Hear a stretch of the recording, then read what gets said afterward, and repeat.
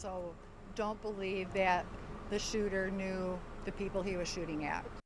It was a random act.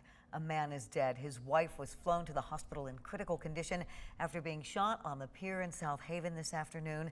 The shooter, who is also dead, was sent to a juvenile detention center for planning to shoot up his school 3 years ago. Good evening, I'm Juliette Dragus. Tonight, that shooter is identified as 19-year-old Aiden Ingalls. In 2018, he was expelled from Paw Paw High School for planning to shoot students and set off explosives. Paw Paw School Superintendent Rick Rio released a statement tonight saying, "We are saddened as a community to learn that this tragic incident took place in our own county." He ends the statement saying, "Our hearts and prayers go out to the victims and their families at this difficult time." Hundreds of people were on the beach in South Haven when the shooting happened this afternoon. You can see them running away from the scene. 13 on your side's Andrea Flores is just back from South Haven and joins us now with the latest. Juliette, 911 calls started pouring in around 2:15 this afternoon when police say Aiden Ingalls opened fire on the South Pier. Both people on the beach at the time, and visitors afterwards say they were shaken up after their summer day took a turn.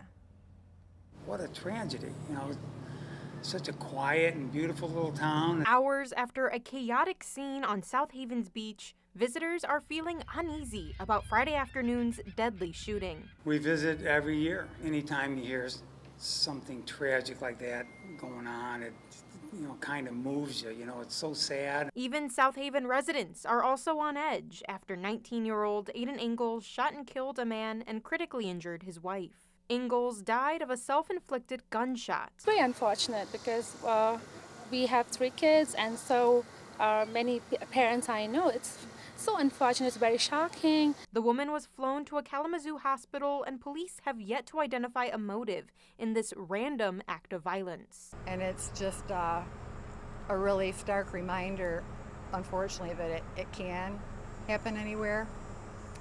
But we are working very hard, and at least we can maybe provide some answers as to, who this individual was. I don't know if we can answer the why. A handgun and pellet gun were recovered at the scene, and at least a dozen casings have been found so far. We stopped someone and said, "What's going on?" And all of a sudden you hear a bunch of 5, 6 shots, and you're just scared and you don't know where to go. Now those living here and visiting are trying to move on. We're not really a little nervous. These kind of things happen, and glad, the cops and everything have everything all together. I was about to bring my kids this afternoon at 2 o'clock to the beach, so something held me back. I'm not sure what held me back, so I'm still shell-shocked from it.